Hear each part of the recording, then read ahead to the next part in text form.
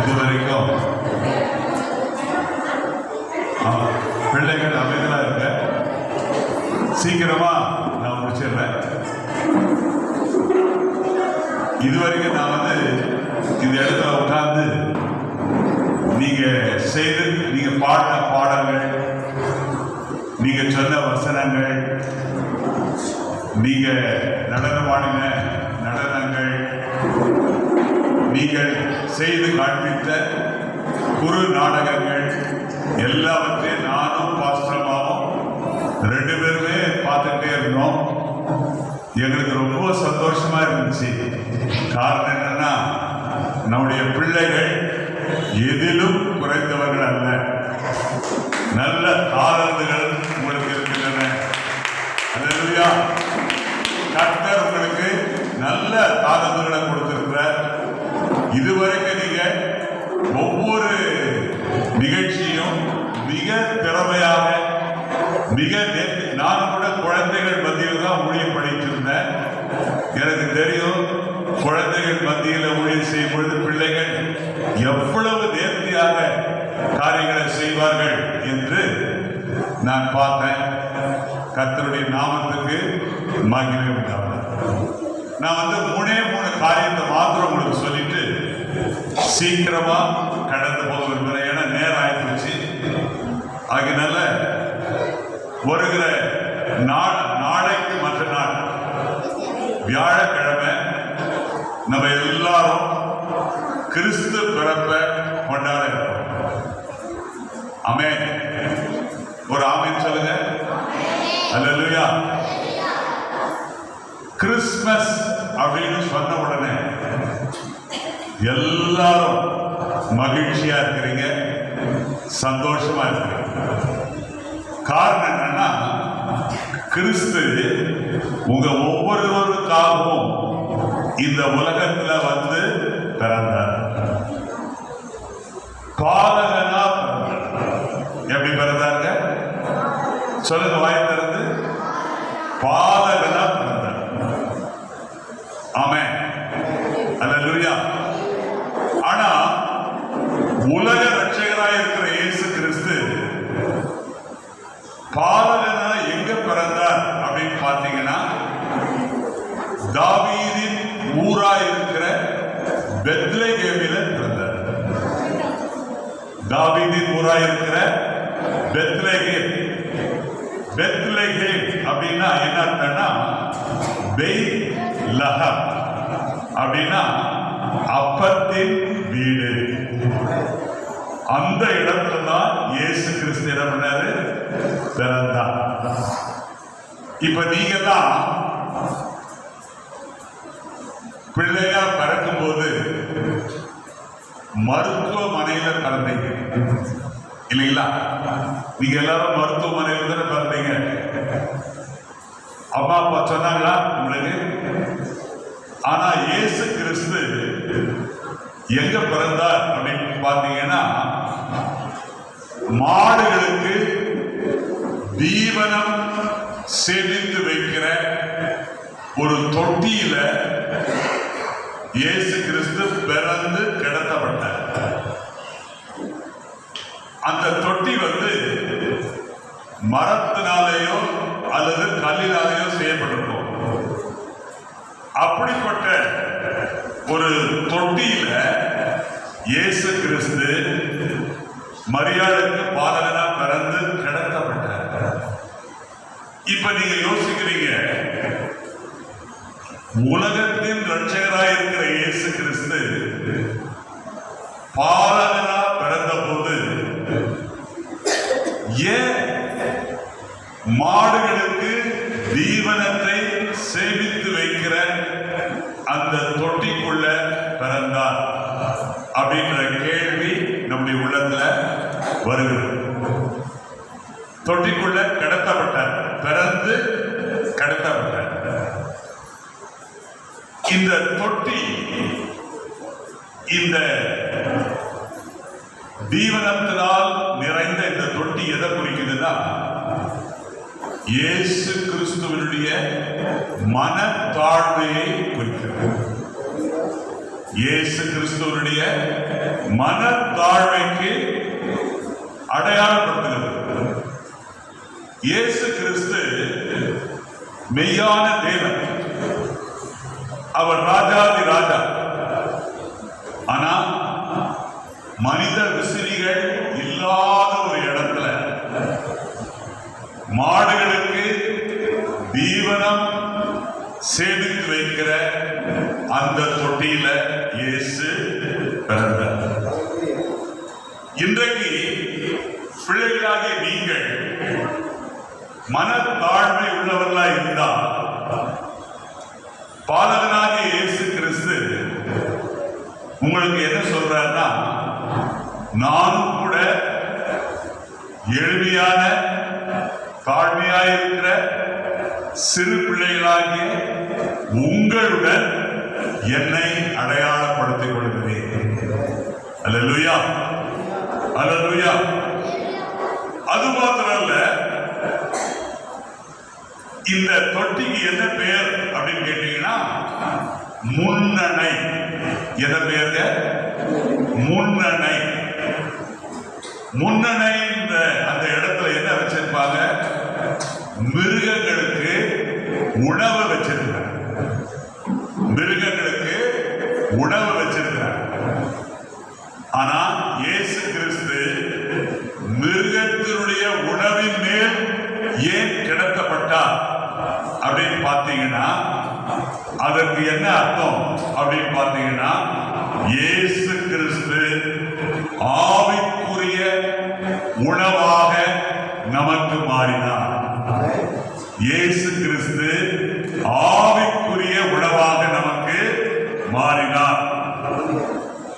இயேசு கிறிஸ்து தான் நமக்கு வாழ்வை கொடுக்கிற, ஜீவனை கொடுக்கிற அப்பம். அல்லேலூயா. ஆகவே வாழ்வை கொடுக்கிற, ஜீவனை கொடுக்கிற உணவாக இயேசு கிறிஸ்து அந்த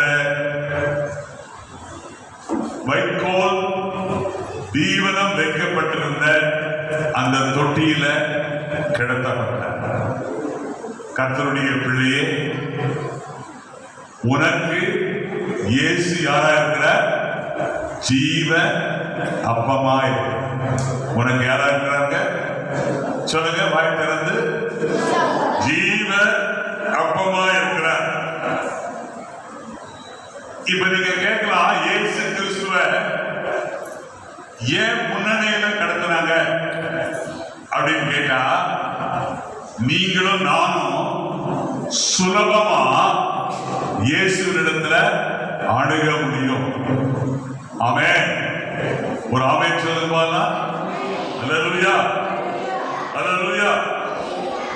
அவன் ஏழையா இருக்கலாம், பணக்காரனா இருக்கலாம், படித்தவனா இருக்கலாம், படியாதவனா இருக்கலாம், உயர்ந்தவனா இருக்கலாம், தாழ்ந்தவனா இருக்கலாம்.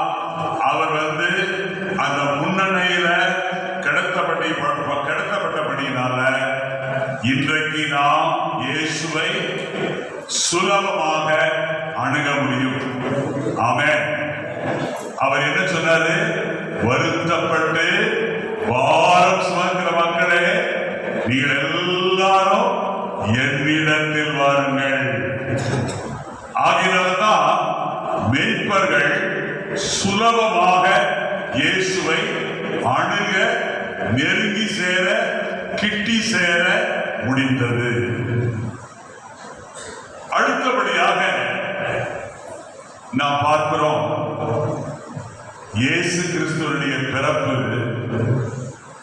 சிறு பிள்ளைகளாகிய உங்களுக்கு நல்ல செய்தி.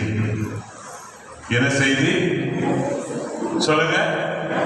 நல்ல செய்தி. உலகத்திலேயே முதல் நல்ல செய்தி என்ன? இயேசு கிறிஸ்து உங்களுக்காக தாவீதின் ஊரிலே பிறந்தார். ஆமென். ஒரு ஆமென் சொல்ல மாட்டீங்க? அல்லேலூயா, அல்லேலூயா. இப்ப முதல் செய்தி, முதல் நற்செய்தியை தேவ தூதர்கள் யாருக்கு சொன்னாங்க? சாதாரண மேய்ப்பர்களுக்கு சொன்னார். உங்கள எத்தனை பேர் மேய்ப்பர்களை பார்த்திருக்கிறீங்களோ எனக்கு தெரியல. நான் வேற ஒரு நாட்டில் மருத்துவமனையில் வேலை செய்துட்டு இருக்கும் பொழுது அந்த நாட்டில் மேய்க்கிற தொழில் தான் அவங்களுக்கு பிரதான தொழில். அப்ப மேய்ப்பர்களை நான் பார்த்தேன். மேய்ப்பர்களை பார்த்தீங்கன்னா உடம்பெல்லாம் அழுக்கா இருக்கும், ஆட்டு நாத்தாடிக்கும். அது மாத்திரம் இல்ல, அவங்க எப்ப பார்த்தாலும் ஆடுகளோடவே இருப்பாங்க. ரொம்ப எளிமையானவங்க, வாழ்க்கையில தாழ்ந்தவங்க. இவங்களுக்கு தான் காபிரியேல் தேவதூதன் என்ன சொன்னா, இன்று கர்த்தராகிய இயேசு கிறிஸ்து உங்களுக்காக தாவீதின் ஊரிலே பிறந்திருக்கிறார். அல்லேலூயா. இந்த செய்தி நற்செய்தி மாத்திரமல்ல, மிகுந்த சந்தோஷத்தை உண்டாக்கும் நற்செய்தி. இன்றைக்கு நீ டிவி தொலைக்காட்சியை திறந்து பார். தொலைக்காட்சியை திறந்து பார்த்தீங்கன்னா வரக்கூடிய செய்தியெல்லாம் எப்படிப்பட்ட செய்தியா இருக்குது? மோசமான செய்தியா இருக்குது. ஆனா கர்த்தருக்குள் பிரியமானவர்களே, முதல் நற்செய்தி யாருக்கு சொல்லப்பட்டது? மேய்ப்பர்களுக்கு சொல்லப்பட்டது. ஏன் மேய்ப்பர்களுக்கு சொல்லப்பட்டது? ஏன் மேய்ப்பர்களுக்கு சொல்லப்பட்டது? அவங்க தாழ்மை உள்ளவர்கள். நீங்களும் எப்படி இருக்கிறீங்க? தாழ்மை உள்ளவர்களா இருக்கிறீங்க. தாழ்மை உள்ளவங்களுக்கு இன்றைக்கு ராத்திரி ஒரு நல்ல செய்தி. இயேசு கிறிஸ்து உங்களுக்காக இந்த பூமியில பிறந்தார். அல்லேலூயா. உங்களை யார் நேசிக்காவிட்டாலும், உங்களை யார் அன்பு கூறாவிட்டாலும், இயேசு உங்களை இருக்கரம் நீட்டி உங்களை அணைத்து உங்க தலைமையில கை வச்சு உங்களை ஆசீர்வதிக்க அவர் சித்தமுள்ளவராய் இருக்கிறார். ஆமென். அல்லேலூயா.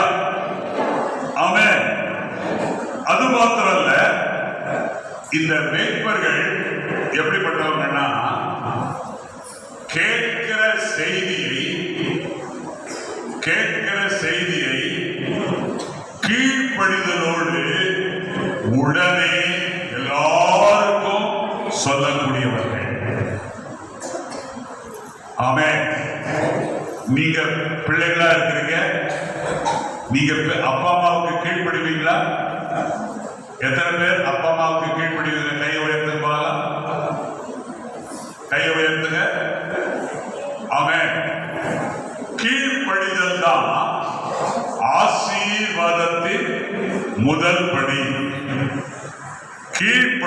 நல்லா கவனிங்க. மேய்ப்பர்கள் நற்செய்தியை கேட்டாங்க. நற்செய்தியை கேட்ட உடனே அவங்க என்ன பண்ணாங்க? இயேசுவினிடத்துல ஓடி போனாங்க. இயேசுவினிடத்துல ஓடி போய் அவங்க எதுக்காக போறாங்க? They want to see Jesus. இயேசுவை நான் பார்க்க வேண்டும். இயேசுவை பார்த்த உடனே அவங்களுக்கு தெரிஞ்சது, தேவ தூதர்கள் அவங்களுக்கு சொன்ன செய்தி சரியான உண்மையான செய்தி. அதுக்கப்புறம் அவங்க என்ன பண்ணாங்க? மேய்ப்பர்கள் நேரா வீட்டுக்கு போயிட்டாங்களா? வீட்டுக்கு போல. அவங்க என்ன பண்ணாங்கன்னா, எல்லா இடத்துக்கும் போய் நல்ல செய்திய எல்லாருக்கும் என்ன பண்ணாங்க? சொன்னாங்க. ஆமென். கவனிங்க. அல்லேலூயா. ஆமென். இப்போ நீங்க கேட்கலாம், இயேசு கிறிஸ்துவை பற்றிய நற்செய்தி எப்படிப்பட்ட செய்தி? பாவ மன்னிப்பின் செய்தி. என்ன செய்தி? பாவ மன்னிப்பின் செய்தி. அடுத்தது, இயேசு என்கிற வார்த்தை இன்றைக்கு சிறு பிள்ளைகளாகிய உங்களுக்கு நம்பிக்கையை கொடுக்கிற பெயர். அடுத்தபடியாக இந்த நற்செய்தி என்ன சொல்லுதுன்னா, சிறு பிள்ளையே, சிறிய மகனே, சிறிய மகளே, உன்னோடு கூட இயேசு இருக்கிறார். கவனிங்க தம்பி, உன்னோடு கூட இயேசு இருக்கிறார். இயேசு உனக்காக இருக்கிறார். இயேசு உன்னை விட்டு விலகவே மாட்டார். ஆமென். அல்லேலூயா. ஆகவே இன்னைக்கு ராத்திரி நீ ஒரு தீர்மானம் எடுக்கிறியா? இயேசுவே, உமக்கு சத்திரத்துல இடமில்ல, நீ பிறந்த இடம் முன்னணி. ஆனா இன்றைக்கு இந்த ராத்திரி நேரத்தில் என்னுடைய இருதயத்தை நான் திறந்து கொடுக்கிறேன். நீங்க என்னுடைய உள்ளத்துல வாங்க. பாலகனா மாத்திரம் அல்ல, பெரிய இயேசுவா என் உள்ளத்துல தங்கி இருக்கணும்னு சொல்லக்கூடியவங்க எத்தனை பேர் கையை உயர்த்திப்பாரா? எத்தனை பேர் இயேசுவே உள்ள வாரன்னு சொல்லக்கூடியவங்க கையை உயர்த்துங்க. கையை உயர்த்த மாட்டீங்களா? ஆமென். சொல்லுங்க, இயேசுவே பாலகனாக அல்ல, இயேசுவாகிய நீர் என் உள்ளத்தை நான் திறந்து கொடுக்கிறேன். என் உள்ளத்தில் வாரமாட்டவரே, என் இருதயத்தில் இயேசுவாகிய உமக்கு இடம் உண்டு. மூன்றாவது, 3 ஞானிகள், கிழக்கத்திய ஞானிகள் இயேசுவை, பாலகனாக இயேசுவை தொழுது கொள்வதற்கு பெத்லகேமுக்கு வந்தார்கள். அல்லேலூயா. அவங்க, அந்த சாஸ்திரிகள், அந்த ஞானிகள் 3 வெகுமதிகளை இயேசு கொடுத்தார். முதல் வெகுமதி என்ன? பொன். முதல் வெகுமதி என்ன? பொன். இந்த விலையுயர்ந்த வெகுமதி பொன்னை யாருக்கு கொடுப்பாங்க? ராஜாவுக்கு. பொன்னை யாருக்கு கொடுப்பாங்க? கொஞ்சம் வாயை திறந்து சொல்லுங்க. ராஜாவுக்கு. பூஜாவுக்கு கொடுக்க மாட்டாங்க, ராஜாவுக்கு. ஆமென். அல்லேலூயா. ஆகவே இயேசு கிறிஸ்து, கவனி கிறிஸ்துனா, இயேசு கிறிஸ்து யாரு? அவர் ராஜாதி ராஜா, அவர் கர்த்தாதி கர்த்தர். அவர் அரண்மனையில் இருக்கிற ராஜா அல்ல, உன் இருதயமாகிய சிங்காசனத்தில் உட்கார்ந்து உனக்கு நல்வாழ்வை கொடுக்கிற ராஜாதி ராஜா. ஆகவே நீ இன்றைக்கு ராத்திரி பாலகனாக இயேசு கிறிஸ்துவை தொழுது கொண்டு அவருக்கு நீ ராஜாவுக்குரிய வெகுமதியை கொடுப்பாயா? எத்தனை பேர் கொடுப்பீங்க? கையை உயர்த்திருப்பாரா? அல்லேலூயா. அடுத்தது நம்ம பார்க்கிறோம் தூப வர்க்கம். தூப வர்க்கம் எப்படிப்பட்டது? ஒரு வாசனை திரவியம். ஏன் வாசனை திரவியத்தை ஞானிகள் கொடுத்தாங்க? ஞானிகளுடைய வாழ்க்கையே வாசனை திரவியமாய் இருந்தது. ஆமென். அல்லேலூயா. இந்த வாசனை திரவியம்,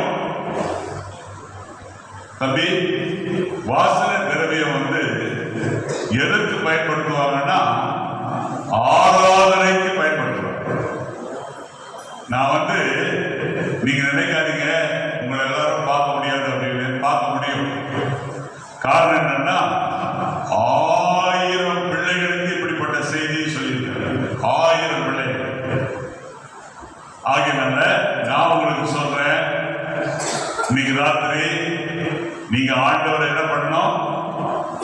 உங்க வாழ்க்கை நற்கந்தமாக, வாசனை திரவியமாக நீங்க என்ன பண்ணணும்? ஆண்டவருக்கு ஆராதனை செலுத்து. அல்லேலூயா. இயேசு கிறிஸ்து யாரு? பிரதான ஆசாரியர். அல்லேலூயா. மூன்றாவது வெள்ளை போளம். வெள்ளை போளம். இந்த வெள்ளை போளம் ஒரு தைலம். அந்த தைலத்தை என்ன பண்ணுவாங்கன்னா மரித்து போன சடலங்களுக்கு தடவாங்க. அது மாத்திரமல்ல, அவங்க உங்க உடம்புல வலி வந்துச்சுன்னா, உங்க உடம்புல கை கால வலி, தலையில வலி, உடம்புல வலியா இருந்தா இந்த தைலத்தை அவங்க என்ன செய்வாங்கன்னா தடவும். இப்படிப்பட்ட வெள்ளை போளத்தை இயேசு பாலகனுக்கு அவங்க கொண்டு வந்தாங்க. கர்த்தருடைய பிள்ளையே, கர்த்தருடைய பிள்ளையே, உன்னுடைய வாழ்க்கையில துன்பம் உண்டா? பாடுகள் உண்டா? உன்னுடைய வாழ்க்கையில வேதனைகள் உண்டா? எல்லாவற்றையும் இயேசு சிலுவையில உனக்காக அவர் வகித்தார், சகித்தார். ஆகவே நீ என்ன பண்ணணும்னா, இயேசு கிறிஸ்துவை அபிஷேகம் பண்ணத்தக்கதாக உன்னுடைய வாழ்க்கை அந்த அளவுக்கு உயர்ந்த வாழ்க்கையாக இருக்க வேண்டும். இன்றைக்கு நம்ம 3 காரியத்தை பார்த்தோம். ஒண்ணு, நம்ம என்ன பார்த்தோம்? இயேசு பாலகனாக கிடத்தப்பட்ட அந்த மலையாளத்தில் புல்கூட்டு அப்படின்னாங்க. ஆனா தமிழ்ல முன்னணை. அது என்ன குறிக்குது? இயேசு கிறிஸ்து தான் உனக்கு ஜீவ அப்பம். அல்லேலூயா. இரண்டாவது நம்ம என்ன பார்த்தோம்? முதல் நற்செய்தி மேய்ப்பர்களுக்கு சொல்லப்பட்டது. மேய்ப்பர்கள் அந்த செய்தியை எங்கும் சுற்றி திரிந்து பிரசித்தம் பண்ணார். மூன்றாவது, ஞானிகள் 3 பரிசுகளை இயேசுவுக்கு கொடுத்தார். இன்றைக்கு இயேசு உங்கள்கிட்ட எனக்கு பொண்ணை கொண்டு வா, எனக்கு தூப வர்க்கத்தை கொண்டு வா, எனக்கு வெள்ளப்போளத்தை கொண்டு வா அப்படின்னு சொல்லல. ஆனா இயேசு என்ன சொல்றாரு? உன்னையே எனக்கு தான். இயேசு என்ன சொல்றாரு? உன்னையே எனக்கு. இப்ப நீங்க எல்லாரும் எழுதி நில்லுங்க.